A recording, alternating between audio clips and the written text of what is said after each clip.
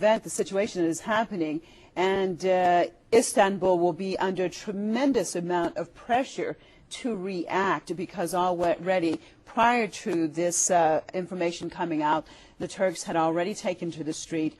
Early morning hours, they had tried to storm the Israeli consulate in Ankara. So it will be very, very interesting to see what exactly will happen as far as the reaction out of Ankara. And as we had heard earlier, the Prime Minister, the Turkish Prime Minister, is actually out of the country and possibly planning to cut his trip short to South America and holding emergency meetings and trying to get back to Turkey. The very, very grave situation taking place.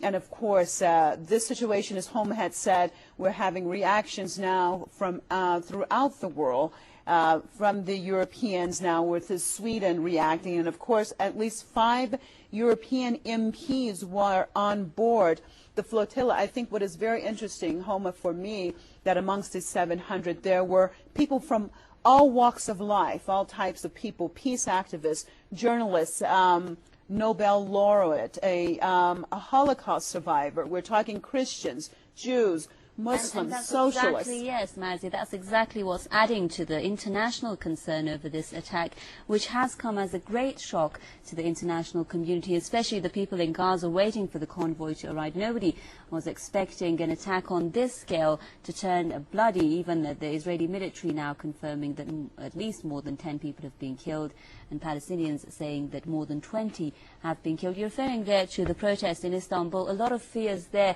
over the situation of Turkish activists who were on board a Turkish ship which had the bulk of the aid, and now, as you said, reports that 9 of those Turkish activists have been killed in these attacks. So as our correspondent in Istanbul, Jody Sobral, was telling us, that a lot of people have turned out in huge numbers from early hours in the morning, 12 a.m.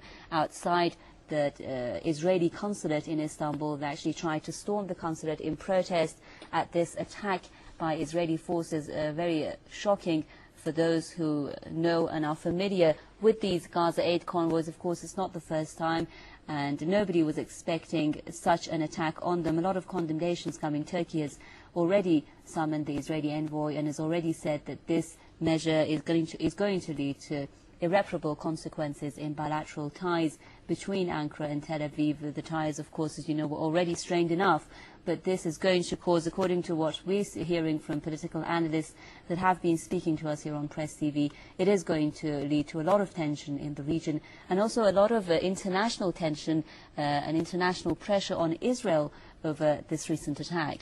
Yeah, one has to really think how much did the Israelis think about this going into that. And we had reports earlier that they had prepared for this a lot. But it's interesting that they attacked a Turkish ship, Turkey being one of the very few Muslim countries that Israel actually have relations with. And of course, the relations have been deteriorating ever since the Israeli onslaught on the Gaza Strip back in December of 2007, January of 2008.